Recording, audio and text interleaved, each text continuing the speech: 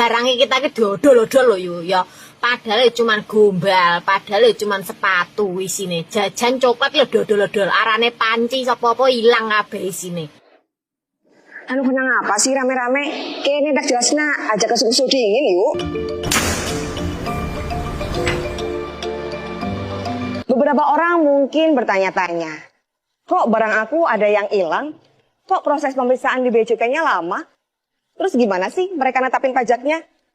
Jadi, proses pengiriman barang oleh pekerja migran Indonesia mengacu pada Peraturan Menteri Keuangan Republik Indonesia Nomor 199/PMK 10 Tahun 2019 tentang ketentuan kepabeanan, cukai, dan pajak atas impor barang kiriman.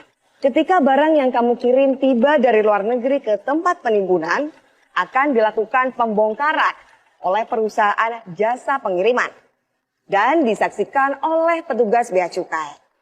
Dalam proses ini, Bea Cukai akan memastikan bahwa barang yang diberitahukan oleh perusahaan sesuai dengan jumlah barang yang tiba di tempat penimbunan. Proses pembongkaran hingga penyiapan barang seluruhnya dilakukan oleh perusahaan jasa pengiriman. Setelah dilakukan pembongkaran, barang yang kamu kirim akan dilakukan pemindaian atau scan menggunakan mesin X-ray. Proses ini biasa juga disebut dengan penjaluran. Petugas Bea Cukai akan melakukan pemilahan barang menjadi dua jenis, jalur merah dan jalur hijau sesuai dengan manajemen resiko. Proses ini penting agar memastikan bahwa barang yang masuk ke Indonesia bukan barang yang dilarang atau dibatasi. Emang pernah ada ya barang kiriman yang isinya membahayakan? Eits, jangan salah. Pernah dengar kasus ini?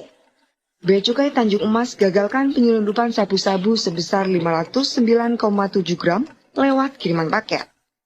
Lalu penyelundupan 3,5 kg narkoba dalam bingkai kaligrafi, atau Bea Cukai Bali dan BNN yang menyita kokain sebesar 200,76 gram.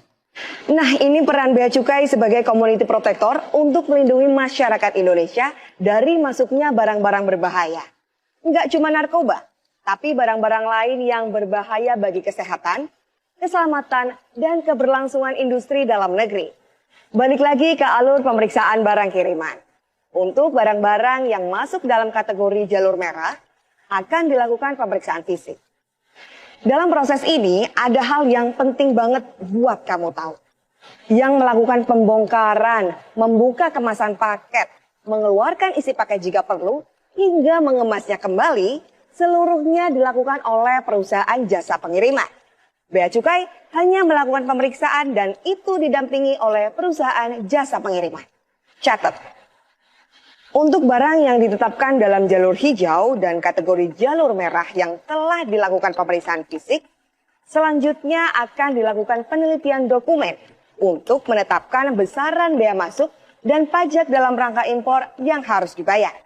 Setelah seluruh kewajiban pabeannya diselesaikan, barang akan langsung dikirim ke alamat penerima oleh pengusaha jasa kiriman. Assalamualaikum, Mas. Barangnya udah sampai. Iya. Ya.